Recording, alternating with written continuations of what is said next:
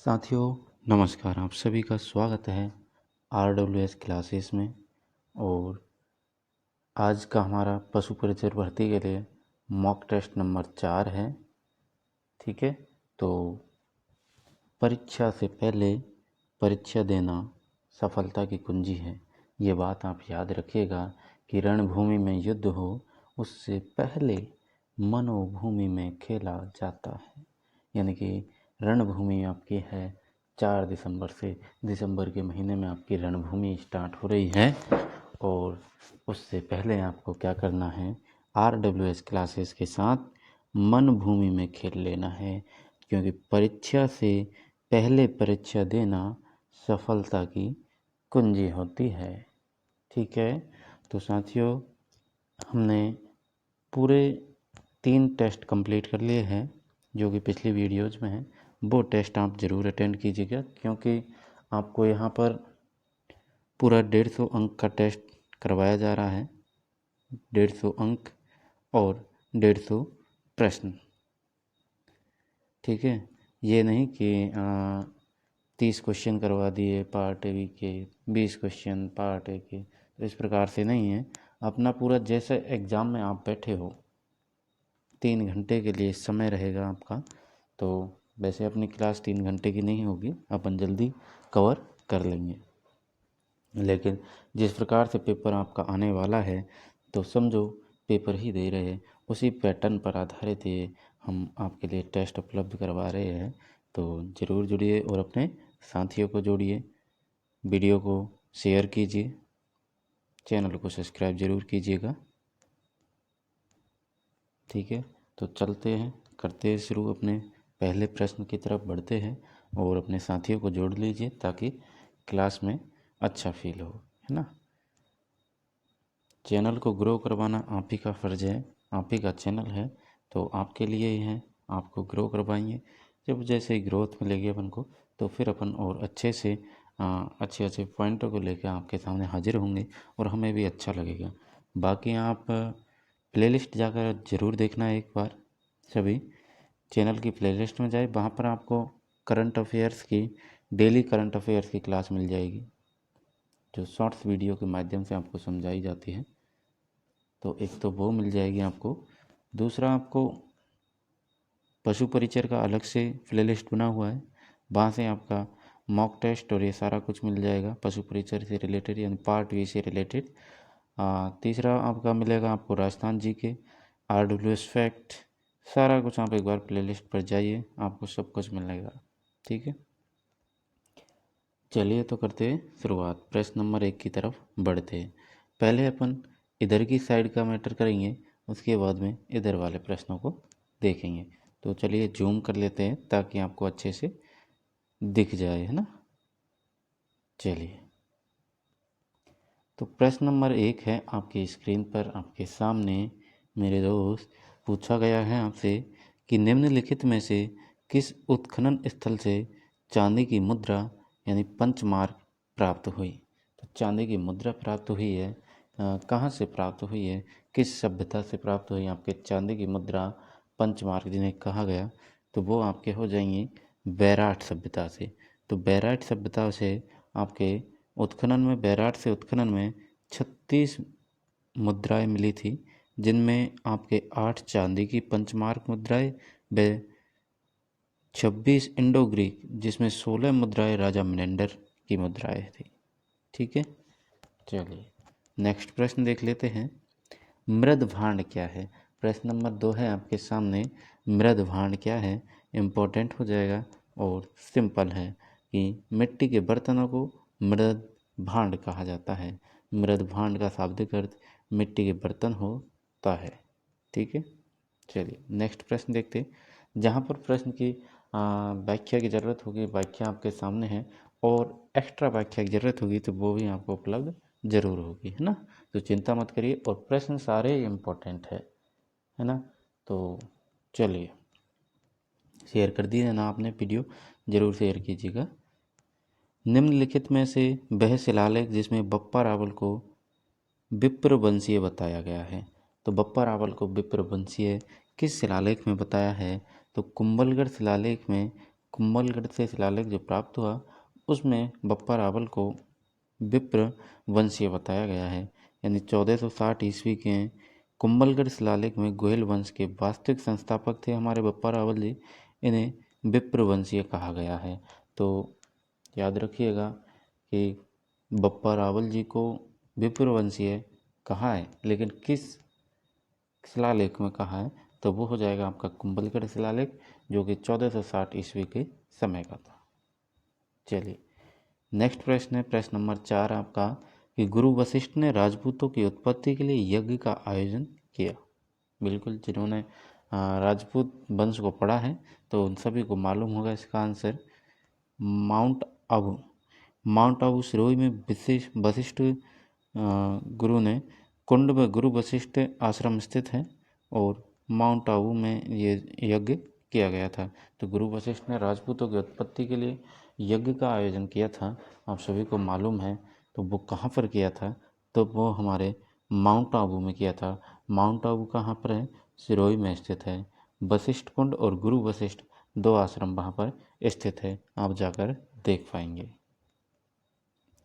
चलिए नेक्स्ट प्रश्न है हमारा 5वें नंबर का, कि प्रसिद्ध वास्तुकार फना मना बीसल किसके दरबारी थे। तो फना मना और बीसल किसके दरबारी विद्वान थे, दरबारी कवि हुए, तो ये राणा मोकल के दरबारी थे। राणा मोकल स्थापत्य कला का प्रेमी था। इसके दरबार में फना मना और बीसल नामक वास्तुकार शोभा बढ़ाते थे। तो फना मना और बीसल जो है अपने राणा मोकल जी के दरबार में वास्तुकार थे और ये वहाँ की शोभा बढ़ाते थे। नेक्स्ट प्रश्न है प्रश्न नंबर 6, कि राणा कुंभा ने किस ग्रंथ की रचना नहीं की। याद रखिएगा, नहीं की और की, नहीं, ये शब्द बहुत इम्पोर्टेंट है, इसको पढ़ना बहुत ज़रूरी है, क्योंकि इसकी वजह से आता हुआ प्रश्न कभी कभी क्या होता है, मिस्टेक से गलती हो जाती है। तो चलिए बताइए कि निम्न में से राणा कुंभा ने किस ग्रंथ की रचना नहीं की। तो संगीत राज आप सभी को पता है, राणा कुंभा का ग्रंथ है, और संगीत, मीमांसा और सूड प्रबंध, ये तीनों ही राणा कुंभा के रचित ग्रंथ है।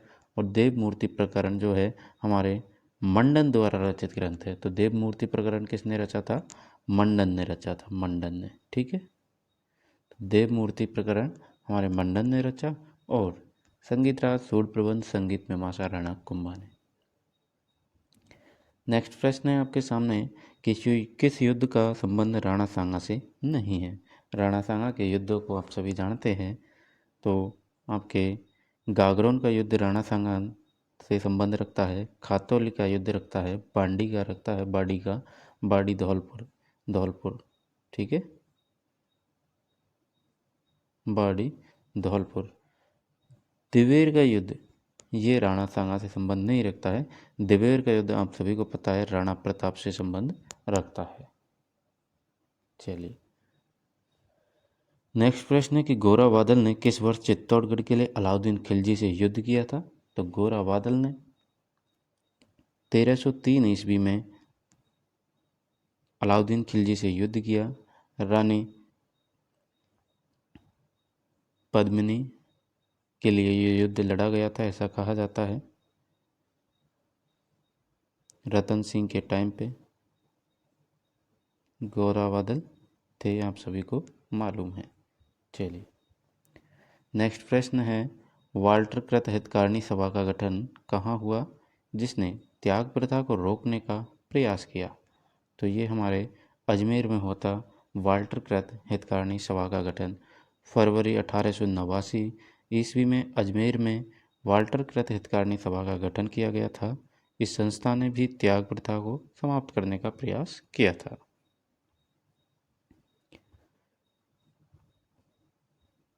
चलिए नेक्स्ट प्रश्न है 10वें नंबर का आपके स्क्रीन पर, इस प्रकार से है, कि राज्य के विभिन्न हस्तशिल्पियों के विकास एवं प्रोत्साहन हेतु शिल्पग्राम स्थित है। तो शिल्पग्राम आपके उदयपुर में स्थित है। शिल्पग्राम उदयपुर में पश्चिम क्षेत्र सांस्कृतिक केंद्र उदयपुर के सहयोग से संचालित है। नेक्स्ट प्रश्न है 11वां, किस भारतीय गवर्नर जनरल ने सहायक संधियों को अपनाया था? तो लॉर्ड वेलेजली ने भारतीय गवर्नर था लॉर्ड वेलेजली, उसने सहायक संधियों को अपनाया था। नेक्स्ट प्रश्न है, जयनारायण व्यास ने मारवाड़ सेवा संघ की स्थापना कब की थी? तो जयनारायण व्यास ने मारवाड़ सेवा संघ की स्थापना 1920 में की थी। राजस्थान सेवा संघ की तर्ज पर की 1920 में की। जोधपुर में मारवाड़ सेवा संघ की स्थापना की। तो जोधपुर में राजस्थान सेवा संघ की तर्ज पर जयनारायण व्यास ने मारवाड़ सेवा संघ की स्थापना की। ठीक है, चलिए नेक्स्ट प्रश्न है हमारा 13वां नंबर का कि राजस्थान की रियासतों के एकीकरण के समय जोधपुर राज्य का महाराजा कौन था? तो जोधपुर राज्य का महाराजा हमारे हनुवंत सिंह थे एकीकरण के समय। ठीक है, चलिए नेक्स्ट प्रश्न है, राज्यपाल द्वारा प्रख्यापित अध्यादेश की मंजूरी आवश्यक है? तो राज्यपाल द्वारा प्रख्यापित अध्यादेश की मंजूरी के लिए राज्य विधानमंडल द्वारा जो है आवश्यक होती है। मंजूरी राज्य विधानमंडल द्वारा आवश्यक होती है। भूपेंद्र त्रिवेदी ने संग्राम समाचार पत्र का प्रकाशन किया था? तो भूपेंद्र त्रिवेदी ने संग्राम समाचार पत्र का प्रकाशन अपने बम्बई से किया था। बम्बई से हो जाएगा साहब। भूपेंद्र त्रिवेदी ने संग्राम समाचार पत्र का प्रकाशन बम्बई से किया था। नेक्स्ट प्रश्न हो जाएगा, बीकानेर राज्य में सिंचाई कर को किस नाम से जाना जाता था? तो बीकानेर राज्य में सिंचाई कर को किस नाम से जाना जाता था? तो सिंचाई कर को मेरे भाई आबियाना के नाम से जाना जाता था। आबियाना के नाम से जाना जाता था। आबियाना एक प्रकार का सिंचाई कर था जिसका संबंध बीकानेर रियासत से रहता है। ठीक है, तो सिंचाई कर आप बीकानेर रियासत में क्या कहलाया? आबियाना कहलाया। और पिछले टेस्ट में मैंने आपको बताया था, हमारा क्वेश्चन आया था सिंगोटी से लेकर। अब अगर आपने टेस्ट दिया तो आपको याद होना चाहिए कि सिंगोटी क्या है। सिंगोटी शब्द जो है इसका अर्थ क्या है, क्या इसको किस काम में लिया जाता था। तो सिंगोटी क्या है बताइए, कमेंट कीजिए। सभी ने पिछले टेस्ट दिया है। तो टेस्ट नंबर 1 में हमने बताया था कि सिंगोटी क्या है। प्रश्न नंबर था वो तो छोड़िए, लेकिन आपको जो टेस्ट पहला है उसमें आपको सिंगोटी वाला सवाल आया था, तो आपको बताना है कमेंट में कि सिंगोटी क्या है। चलिए बताइए, मैं इंतज़ार कर रहा हूँ आपका। तब तक मैं पानी पी लेता हूँ, आप करिए कमेंट।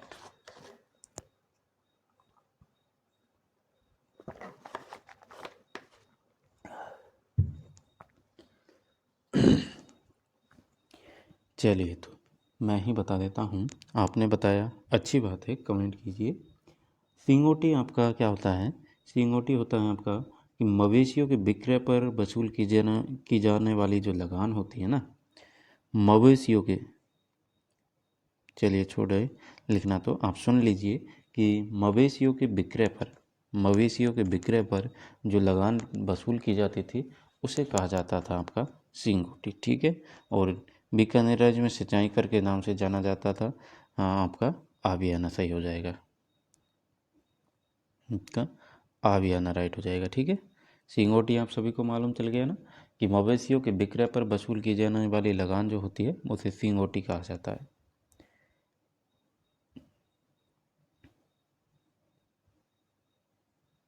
चलिए नेक्स्ट प्रश्न है आपका 17वां नंबर का कि राजस्थान की पहली महिला मुख्य सचिव कौन बनी? तो पहली महिला मुख्य सचिव आपके कुशल सिंह बनी थी।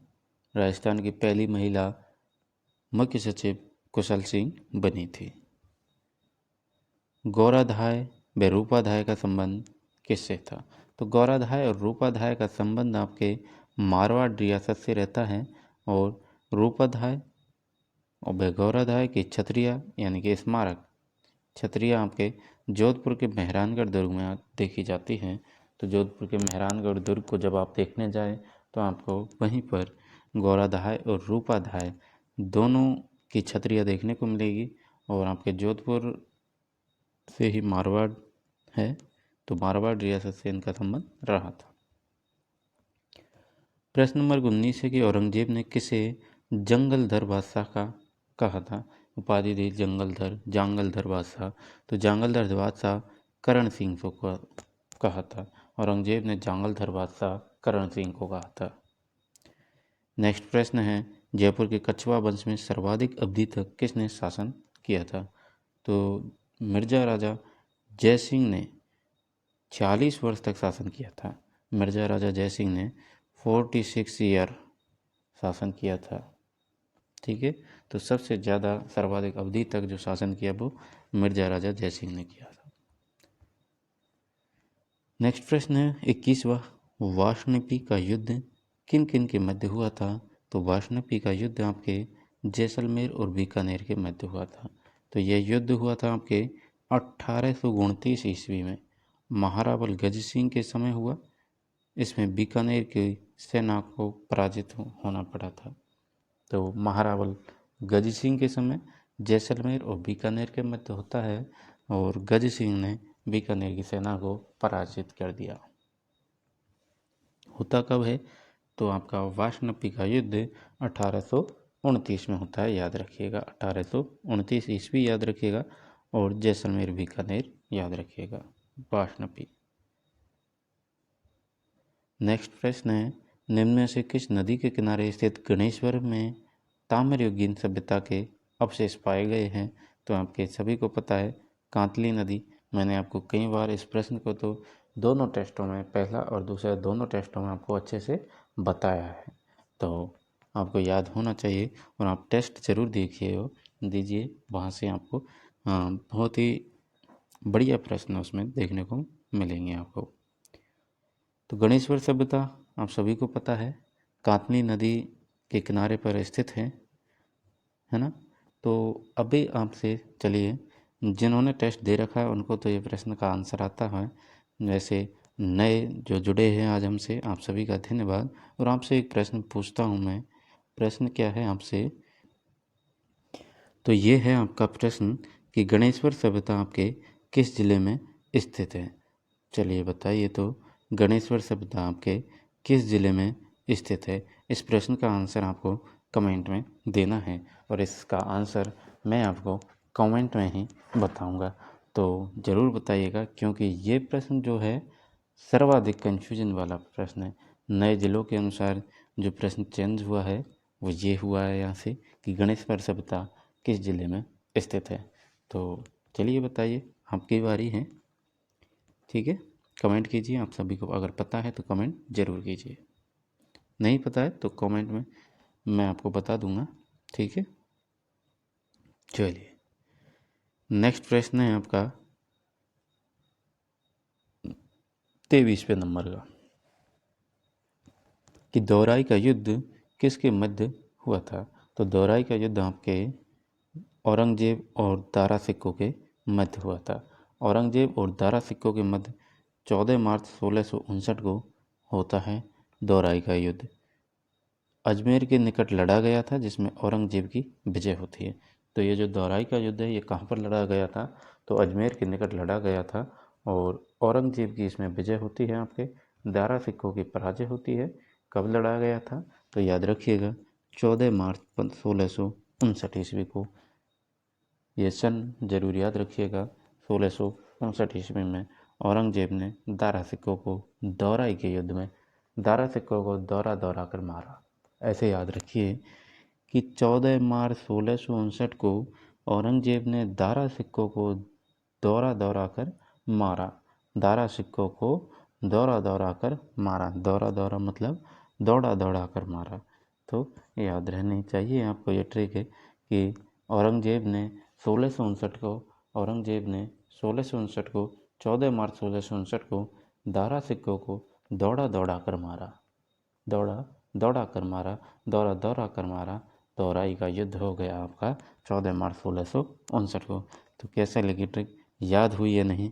याद होना जरूरी है। फिर से बोलिए मेरे साथ, 14 मार्च 1659 को औरंगजेब ने दारा सिक्कों को दौरा कर मारा। ठीक है, चलिए। इसीलिए टेस्ट आपका RWS क्लासेस में इम्पोर्टेंट है, क्योंकि यहाँ आपको प्रश्नों को तुरंत ही क्लास में ही साथ के साथ याद करवाया जाता है। चलिए नेक्स्ट प्रश्न है आपका, डीग के महलों का निर्माण किसने करवाया था? तो आप सभी को मालूम है कि महाराजा सूरजमल ने डीग के महलों का निर्माण करवाया। डीग के महलों का निर्माण महाराजा सूरजमल जाट के द्वारा करवाया गया था। वह डीग के जल महलों का निर्माण बदन सिंह ने करवाया था। तो दो प्रश्न बनते हैं आपके यहाँ से, कि डीग के जल महलों का निर्माण किसने करवाया? तो आपके बदन सिंह हो जाएगा। और आपसे पूछा है कि डीग के महलों का निर्माण किसने करवाया? तो महाराजा सूरजमल ने करवाया। तो महलों का निर्माण सूरजमल ने करवाया और जल महलों का निर्माण आपके बदन सिंह ने करवाया। दोनों को याद रखिएगा, कन्फ्यूजन करने वाले प्रश्न हैं और इसी वजह से ये हो जाते हैं आपके इम्पोर्टेंट। ठीक है ना, तो याद रखिएगा, इम्पोर्टेंट हो जाते हैं। दोनों ही प्रश्न इम्पोर्टेंट बनते हैं कि चलिए अब ठीक है, इम्पोर्टेंट इसलिए है कि जल महल और महल इतना सा अंतर है बस। तो महल अगर पूछ लिया जाए तो सूरजमल जाट, और जल महल अगर पूछ लिया जाए तो बदन सिंह। चलिए नेक्स्ट प्रश्न देखते हैं, चौहान राजवंश का संस्थापक शासक। चौहान राजवंश का संस्थापक शासक कौन हो जाएगा आपके? तो हम सभी को मालूम है, वासुदेव हो जाएगी। वासुदेव आपके चौहान राजवंश का संस्थापक हो जाएगा। तो इस वंश के संस्थापक वासुदेव चौहान थे। बिजोलिया शिलालेख के अनुसार उसने सांवर झील का निर्माण करवाया था। तो वासुदेव चौहान ने सांवर झील का निर्माण करवाया, जो कि चौहान राजवंश के संस्थापक भी थे। नेक्स्ट प्रश्न है कि जयपुर के संस्थापक सवाई जयसिंह दरबार में विद्याधर था। सवाई जयसिंह के दरबार में विद्याधर था, तो वो क्या था? तो आप सभी को पता है कि वो वास्तुशास्त्री था। तो विद्याधर क्या था? वास्तुशास्त्री था। नेक्स्ट प्रश्न है 27वां कि निम्न में से किस स्थान पर इतिहास में जौहर होने का उल्लेख नहीं पाया जाता है? तो जौहर होने का उल्लेख नहीं पाया जाता आपके सिरोही में। गागरोन में जौहर हुआ, रणथंभौर में हुआ, जालौर में हुआ। गागरोन में आपके 2 बार, रणथंभौर में आपके 1 बार और जालौर में 1 बार जौहर हुआ। ठीक है, लेकिन सिरोही में कोई भी जौहर होने का उल्लेख नहीं मिलता है। राजस्थान में बड़ार क्या है? बड़ार क्या है? तो बड़ार आपका सामूहिक प्रतिभोज है। ये प्रश्न इम्पोर्टेंट है और कई बार पूछा जा चुका प्रश्न है। राजस्थान की वैकेंसी आपके राजस्थान जेईई में ये पूछा गया था पिछली बार। ठीक है, तो बड़ार क्या है आपका? सामूहिक प्रतिभोज है। विवाह के उपलक्ष्य में दूसरे दिन सामूहिक प्रतिभोज होता है, जिसमें वर पक्ष अपने सगे संबंधियों को भोजन करवाता है। इसे ही आपके बड़ार या फिर प्रतिभोज कहते हैं। तो सामूहिक प्रतिभोज या फिर हम कह लीजिए बड़ार कौन करवाता है? तो विवाह के उपलक्ष्य में दूसरे दिन करवाता है आपके जो वर पक्ष होता है वो अपने सगे संबंधियों को बुलाता है और प्रतिभोज करवाता है, बड़ार करवाता है। चलिए नेक्स्ट प्रश्न है आपका, हाड़ौती सेवा संघ का संस्थापक कौन था? तो हाड़ौती सेवा संघ के संस्थापक आप सभी को मालूम है, पंडित नैनूराम शर्मा। हाड़ौती प्रजामंडल 1934 की स्थापना पंडित नैनूराम शर्मा द्वारा की गई, लेकिन मात्र प्राय हो गई। एक सेकेंड। पंडित नैनूराम शर्मा ने आप सभी को मालूम है कि हाड़ौती प्रजामंडल की स्थापना करी, आपके कोटा प्रजामंडल की स्थापना करी। हाड़ौती से आपको कोटा प्रजामंडल भी अगर आता है आपका नाम, तो आपको पंडित नैनूराम शर्मा करना है। और पंडित नैनूराम शर्मा ने यहीं पर आपके बेगार विरोधी आंदोलन चलाया था। कौन सा आंदोलन चलाया था? तो आपके चलाया था, याद रखिएगा, बेगार विरोधी बेगार विरोधी आपके आंदोलन पंडित नेहरूराम शर्मा ने चलाया था। ठीक है, चलिए तो नेक्स्ट प्रश्न पर बढ़ते हैं अपने। और 29 हो गए हैं, 30वां प्रश्न देख लेते हैं। यानी कि 30वां प्रश्न है आपके सामने, एकीकरण के समय किस मारवाड़ नरेश ने पाकिस्तान में मिलने का प्रयास किया था। तो एकीकरण जब हो रहा था तो उस समय मारवाड़ का एक नरेश था जिसने पाकिस्तान में मिलना चाहा था, तो वो था हमारा हनुवंत सिंह। हनुवंत सिंह पाकिस्तान में जाना चाहता था। ईगल की पहाड़ी पर निम्नलिखित में से कौन सा किला स्थित है। तो ईगल की पहाड़ी पर आपका जयगढ़ का किला स्थित है। जयगढ़ का किला स्थित है जयगढ़ दुर्ग चिल यानी कि चिल कहे या ईगल कहे कि टीला नामक पहाड़ी पर मिर्जा राजा जयसिंह द्वारा निर्मित है। मिर्जा राजा जयसिंह द्वारा निर्मित है। ईगल की पहाड़ी बोले या आप चिल को टीला बोल ले तो दोनों एक ही है। और राजा जयसिंह, मिर्जा राजा जयसिंह ने आपके जयगढ़ दुर्ग का निर्माण करवाया। और यहीं पर आपके इम्पोर्टेंट प्रश्न है, आपको बता दूं, यहीं पर आपके रखी हुई है जयवाण। जयवाण तोप रखी हुई है। जयवाण तोप जो कि क्या है, एशिया की सबसे बड़ी तोप है, जो कि एशिया की सबसे बड़ी तोप, एशिया की सबसे बड़ी तोप है जयवाण तोप, जो कि आपके कहाँ पर है, आपके ईगल की पहाड़ी चिल के टीले पर जयगढ़ दुर्ग बनाया मिर्जा राजा जयसिंह ने, वहाँ पर आपके जयवाण तोप रखी हुई है, याद रखिएगा। इम्पोर्टेंट प्रश्न है। नाथद्वारा का मूल नाम था। तो नाथद्वारा का मूल नाम आपके सिहाड़ था। सिहाड़ क्या हो जाएगा, नाथद्वारा का मूल नाम। प्रसिद्ध स्मारक सुनहरी कोठी कहाँ स्थित है। तो टोंक में स्थित है आपके प्रसिद्ध स्मारक सुनहरी कोठी। टोंक बड़ा कुआं के पास नजरबाग में रत्न, कांच व सोने के झाल देकर बनाई गई सुनहरी कोठी स्थित है। तो सुनहरी कोठी में आपको टोंक में बड़ा कुआं के पास आपको नजरबाग में रत्न, कांच और सोने के झाल देकर बनाई गई सुनहरी कोठी मिल जाएगी। ठीक है, चलिए नेक्स्ट है कि जैसलमेर की हवेली जिसका आकार जहाज के समान है, उसे क्या कहते हैं। तो वो है आपके पटबो की हवेली। पटबो की हवेली हो जाएगी आपके जैसलमेर में है, और जिसका आकार कैसा है, तो जहाज के समान आकार हो जाएगा। जहाज के समान आकार पटबो की हवेली। नेक्स्ट प्रश्न है आपका, रणथंभौर दुर्ग में रानी रंगदेवी ने राजपूताना का प्रथम जल जौहर किस तालाब में किया था। तो आप सभी को मालूम है, पदम तालाब में कूदकर जो है रंग देवी ने प्रथम जौहर किया था राजस्थान का। और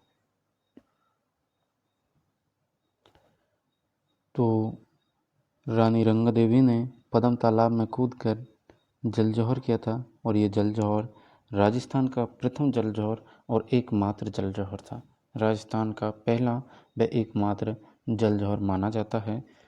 और इसी से आपको मैं बता दूं कि रणथंभौर दुर्ग में जब राणा हमीर के टाइम पे ये हुआ था, राणा हमीरदेव चौहान थे, और जो है दूसरी तरफ से आता है हमारा अलाउद्दीन। अलाउद्दीन और राणा हमीर के बीच में, हमीरदेव चौहान के बीच में युद्ध होता है। उसमें हमीरदेव वीर गति को प्राप्त होते हैं। वीर गति को प्राप्त क्यों होते हैं, क्योंकि जो है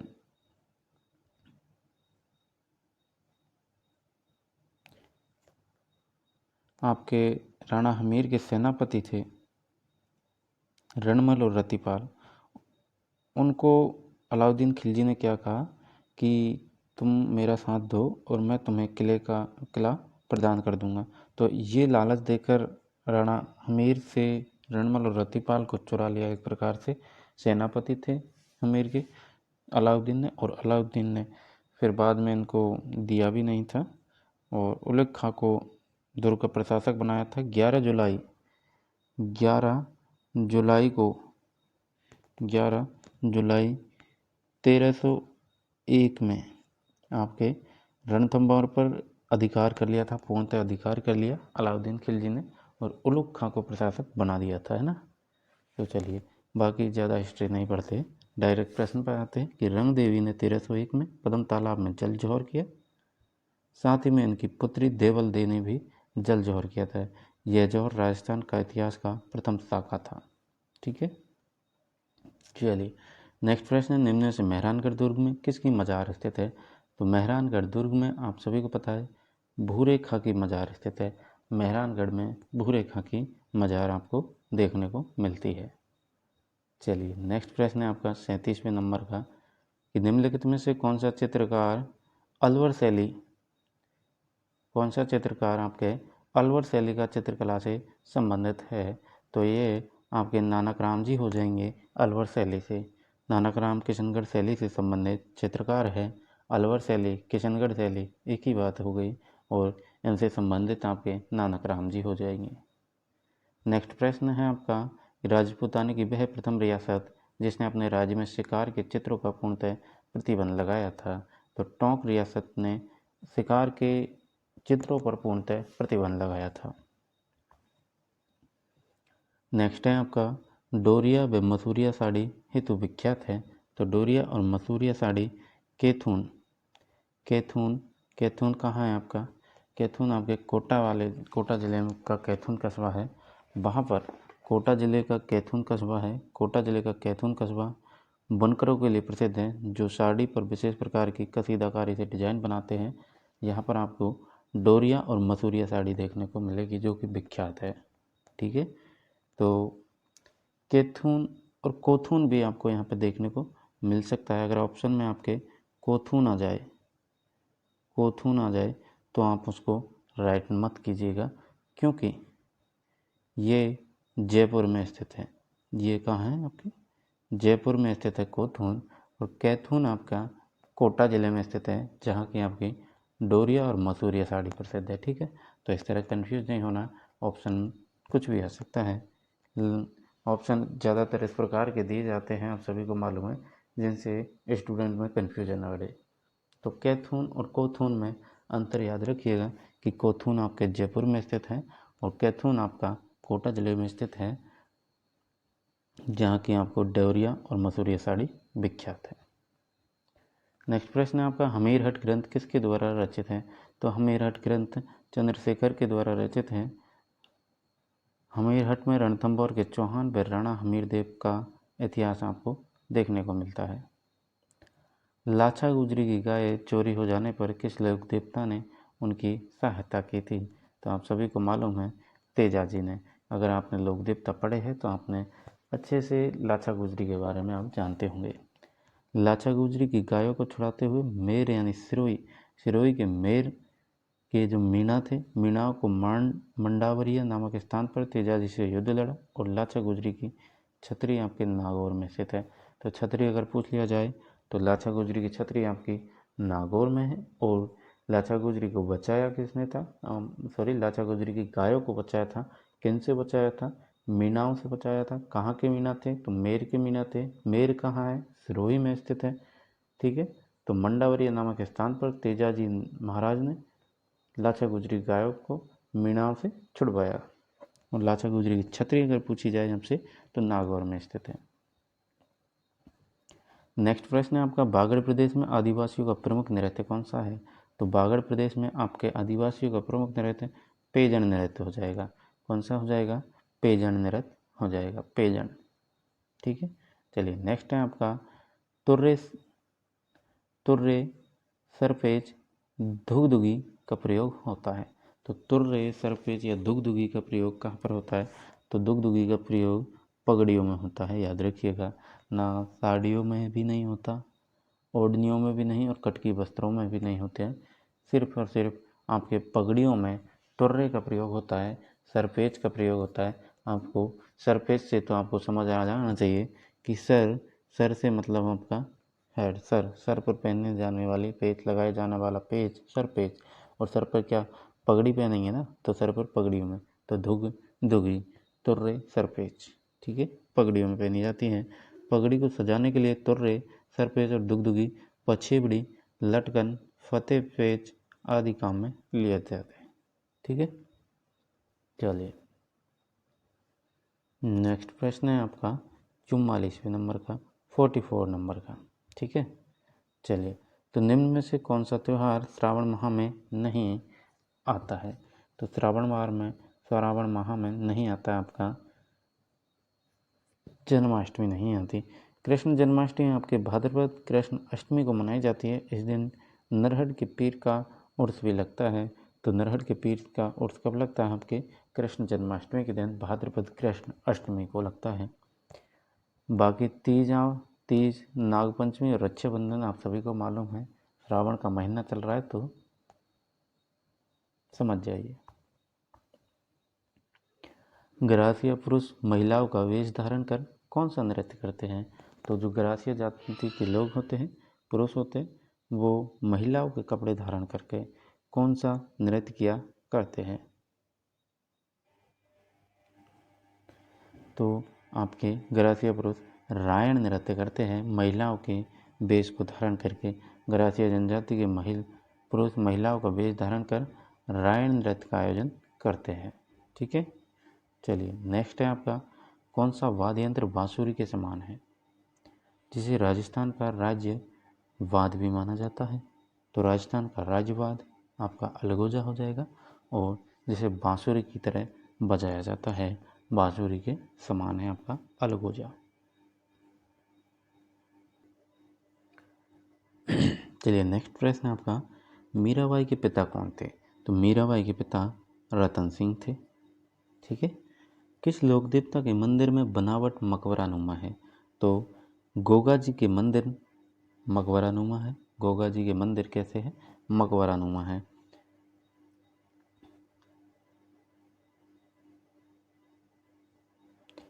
निम्नलिखित में से कौन सा जोड़ा सुमेलित नहीं है? तो आपको सुमेलित करना है। तो राजस्थान का प्रवेश द्वार भरतपुर को कहा जाता है, बिल्कुल सही, आप सभी को मालूम है। पूर्व का पेरिस आपके जयपुर को ही कहा जाता है, बिल्कुल सही हो जाएगा। और सूर्य नगरी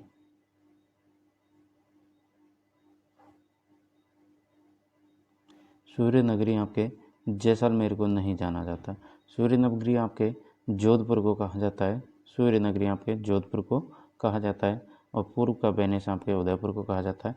तो यहाँ पर आपके जोधपुर होना चाहिए। ठीक है, चलिए नेक्स्ट प्रश्न है आपका, राजस्थान की सर्वाधिक लंबी सीमा किस राज्य से मिलती है? तो सर्वाधिक लंबी सीमा मध्य प्रदेश से लगती है। कितने की लगती है? तो ये लगती है आपके 1600 किलोमीटर की। ठीक है, 1600 किलोमीटर का आपके राजस्थान की सीमा एमपी से लगती है। और व्याख्या में देख लेते हैं कि राजस्थान से सर्वाधिक लंबी अंतर्राज्यीय सीमा मध्य प्रदेश की 1600 किलोमीटर बनाता है, जबकि छोटी अंतर्राज्यीय सीमा पंजाब के साथ लगती है 89 किलोमीटर की। राजस्थान के झालावाड़ जिले को अंतर्राज्यीय सीमा सर्वाधिक लंबी है, जो कि मध्य प्रदेश से मिलती है। तो झालावाड़ जिला जो है राजस्थान का एमपी से सर्वाधिक सीमा बनाता है। ठीक है, चलिए नेक्स्ट प्रश्न है आपका, राजस्थान की स्थलीय सीमा की लंबाई कितनी है? तो राजस्थान की स्थलीय सीमा की लंबाई आप सभी को मालूम है 5920 किलोमीटर हो जाएगी। 5920 किलोमीटर हो जाएगी।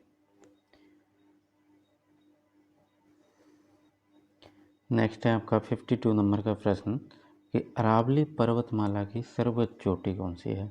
तो सर्वोच्च चोटी आप सभी को मालूम है गुरु शिखर हो जाएगी, और गुरु शिखर की ऊंचाई 1722 मीटर है। कितनी है आपके? 1722 मीटर हो जाएगी गुरु शिखर की ऊंचाई। राजस्थान के सिरोही जिले में स्थित है। इसे संतों का शिखर व हिंदू ओलंप्स के नाम से जाना जाता है।